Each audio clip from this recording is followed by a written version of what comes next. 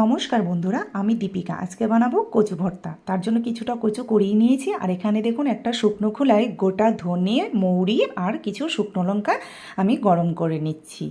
তারপর আমি অন্যদিকে নিয়ে নেব একটা শিলনোড়া। সেই মশলাগুলোকে আমি একসাথে বেটে নেব। আর দেখুন এখানে কচু আর কিছুটা রসুন রেখেছি, সবগুলো একসঙ্গে আমি শিলনোড়ায় বেটে নেব।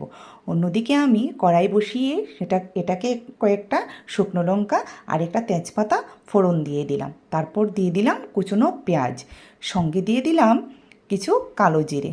দিয়ে আমি কিছুক্ষণ অপেক্ষা করব, যতক্ষণ না অবধি পেঁয়াজের রঙটা চেঞ্জ হয়ে আসে। তারপর আমি এখানে বেটে রাখা কচু আর মশলাগুলো অ্যাড করে দেব।